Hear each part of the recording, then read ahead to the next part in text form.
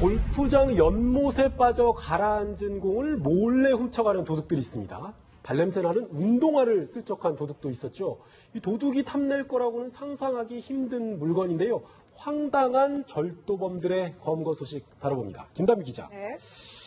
한밤중에 골프장에 침입해서 새 공도 아니고요. 헌 골프공을 훔쳐간 도둑들이 벌미가 붙잡혔다고요? 네, 맞아요. 골프공, 연못에 빠진 골프공을 훔치러 온 겁니다. 골프장에 빠진 골프공인데요. 감시가 허술한 야간에 틈타서 이들은 잠수복까지 갖춰서 연못 안으로 들어가서 이제 골프공을 훔친 건데요. 아주 철두철미하죠. 이들은 이렇게 인천과 경기 일대 골프장 3곳을 돌아다니면서요.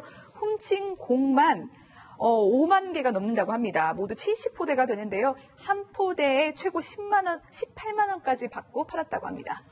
네, 이 워터 해저드라고 원래 골프장에는 이제 연못을, 인공 연못을 만들어놨는데 거기 이제 샷을 잘못해서 들어간 공들을 가져간 거예요. 그런데 골프공을 훔치는데 잠수복까지 동원했다고 하니까 상당히 준비가 치밀한 사람들인데 이 도둑들은 어떤 사람들이었습니까? 지금 이제 사실 이 골프장에서 그 연못에 있는 골프공을 훔치기 위해서는 스킨스쿠버 자격증까지 땄다는 겁니다. 스킨스쿠버 자격증도 있는 사람이었어요. 예, 그렇습니다. 네. 그렇게 해가지고 이제 그걸 잠수 용구를 갖다 준비를 해가지고 주로 이제 이 골프장 같은 경우는 그 새벽 같은데 아주 늦은 야간 같은 데는 이제 다 이제 폐장을 하지 않습니까? 그래서 이제 그 시간대에 맞춰가지고 한 사람은 스킨스쿠버 장구를 가지고 안에 들어가가지고 이제 그 공들을 건져오고 또 한 사람들은 위에 이제 그 불을 갖다 비춰줬는데요. 그렇게 해가지고 골프장을 이동을 할 때 트럭을 운전하거나 인천 경기도 지역에서 상대적으로 이 여러 가지 어떤 수법이 좀 적용 가능한 그런 골프장을 선택을 해가지고 했는데요. 사실은 이제 어차피 거기 빠진 거니까 그것을 갖다 건져가지고 자기 돈을 만든다라고 하니까 실제로 다른 사람들의 물건을 직접적으로 훔치는 것보다는 상당히 죄책감을 좀 중화시킬 수 있는 그런 방법이 됐겠죠. 저희가 사파를 보고 있지만 저는 진주를 주는 그런 모습인 줄 알았는데 그런 모습이 아니었어요. 연못에 가라앉아 있는 골프공을 줍는 모습이었는데 이렇게 훔친 공이 70포대라고 합니다. 한 포대에 도대체 몇 개나 공이 들어가는 거예요? 이게 한 포대에 공이 800개가 들어가요. 800개. 그러니까 800개에서 70포대니까 골프공이 5만 6천 개나 있었던 겁니다. 앞서서 오윤성 교수님께서 말씀하셨지만 어차피 물에 빠진 공인데 그거를 가져가는 것이 뭐 큰일이라고 생각할 수 있을지 모르지만 피해가 엄청 컸던 거죠. 이거 5만 6천 개뿐만이 아니라 이 B 씨가 살던 아파트 지하주차장에 B 씨가 세워둔 트럭이 있었는데요. 이 트럭을 봤더니 이 트럭에도 골프공 13포대, 그러니까 1,400개의 골프공이 있었고요. 즉 압수된 골프공만 10,000개가 넘었던 겁니다. 이 사람들은요, 이렇게 훔친 골프공을 전문 매입군에게 팔아 넘겨서 이익을 취득했습니다. 그런데 훔치려면 이왕이면 새 공을 훔치는 게 이 사람들에게도 이득일 것 같은데 왜 하필이면 흠집 났고 물까지 먹은 이 헌 골프공만 챙겨간 겁니까? 결국 이제 판매용인데요.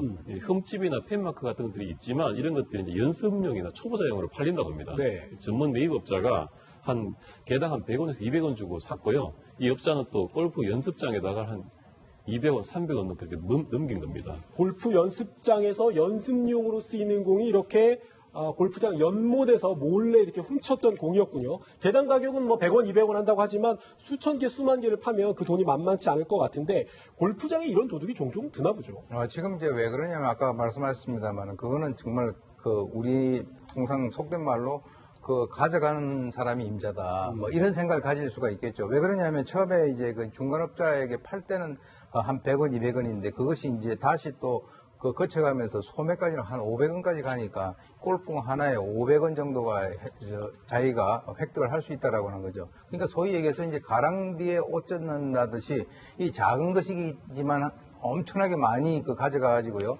2017년도에는 잠수복을 입고 골프공을 12만 개를 가져가는 사람도 있습니다. 이 12만 개면 이게 어마어마하지 않습니까? 그러니까 소위 얘기하는 그 틈새 시장을 파고 들어온 즉 이쪽에서 절도를 한다 하더라도 다른 절도보다도 물에 빠진 골프공을 건져서 절도를 해가지고 파는 이 어떤 수법이 새로 이제 또 횡행하게 된 것이죠.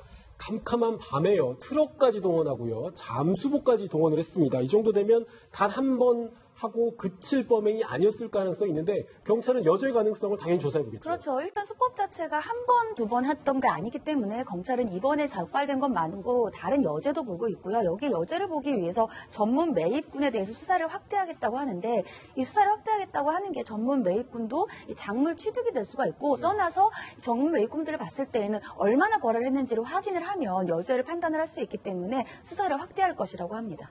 네, 물에 빠진 골프공을 몰래 훔쳐갔던 도둑들의 얘기를 짚어봤고요. 이번에는 헬스장에 있는 운동화만 훔친 도둑이 있네요. 네, 운동화가 탐이 많이 났나 봅니다. 지난달 28일 부산 수영구의 한 헬스장에서 30대 남성이 보관 중이던 운동화를 훔쳐서 달아났는데요. 비싸 보이는 운동화만 골랐는지 15켤레를 훔쳤는데 이게 모두 320만 원어치라고 합니다.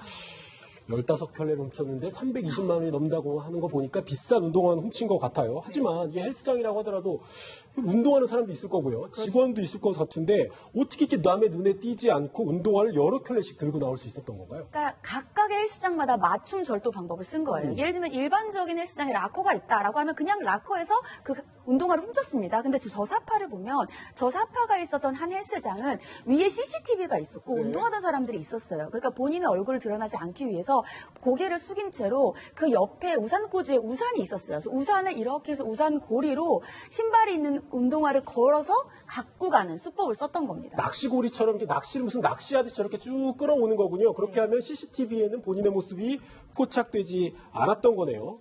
네, 이 헬스장에서 이 고가의 운동화만 골라서 훔쳤다는 이 30대 남성. 그런데 막상 훔친 운동화는 되팔지 않고 보관하고 있었다고 하는데요. 이 사건을 맡고 있는 경찰을 통해서 왜 그랬는지 이야기를 한번 들어보시죠. 원래 수법 같은 건 아니고요. 그 당시 상황이 안에 운동하는 사람들도 있고 하다 보니까 몸을 최대한 숙여가지고 손으로 안 잘리니까 이제 밖에 있는 우산 가지고 운동화를 훔친 거거든요. 사람 기호나 습격인데요. 그 여성분들 같은 경우는 뭐 이제 예쁜 하이힐 좋아하듯이 이 친구 같은 경우는 그냥 운동화를 되게 좋아하거든요. 그래서 그냥 그렇게 범행을 한 겁니다. 운동화를 정말 좋아하는 남성이었다. 그러니까 본인이 좋아하는 운동화를 수집하려고 저렇게 운동화를 훔쳤던 거예요. 그러니까 이제 진정한 수집광인 같아요. 제가 보니까. 왜 그러냐면 저걸 팔아서 돈을 만들었다면 그냥 단순 절도범으로 볼 수가 있는데 저 남성 같은 경우는 특정 브랜드 그리고 이제 브랜드 중에서도 어떤 그 시리즈들이 있거든요. 그 시리즈 같은 경우는 또 이게 사람들 중에서는 그걸 사려고 돈을 많이 주고 사는 사람들도 있어요. 한정판 같은 거 말씀하시는 한정판 거죠. 같은 네. 거죠. 그래서 실제로 이제 정상적인 그런 방법, 즉 다시 말해서 본인이 돈을 주고 저걸 뭐 사면 저걸 100켤레를 사든 뭐 그 문제가 되지 않습니다만 적어도 이제 그 운동을 하는 그 락카에서 그걸 훔쳤는데 왜 그러냐면 보통 일반적인 사람들은 저도 뭐 그 락카에다가 신발 갖다 놓습니다만 그걸 누가 훔쳐갈 것이라고 생각을 전혀 하질 않죠. 그렇죠. 그런 상태이기 때문에 그것을 이제 본인이 또 틈새를 파고 들어가지고 훔쳤는데요. 결국은 그걸 갖다가 제가 볼 때는 집에 쭉 진열을 해놓고 그걸 갖다 보면서 상당히 만족감을 느끼지 않았을까 하는 생각을 해봅니다. 제가 아는 수집가 중에는 운동화 수집가 중에는 신지 않고 그냥 그 보자기에 씌워갖고서는 거의 안고 자는 그런 사람들도 있다고 하더라고요.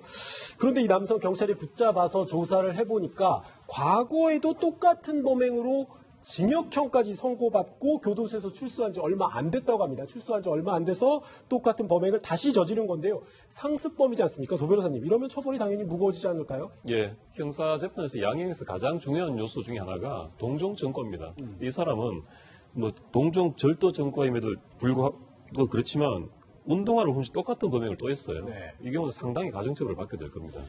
물건이 갖는 가치는 사람마다 제각각이겠죠. 하지만 일반 사람들은 상상도 못할 물건을 탐내는 도둑들의 사연을 보니까 그 가치의 차이 생각보다는 훨씬 큰 것 같기도 합니다.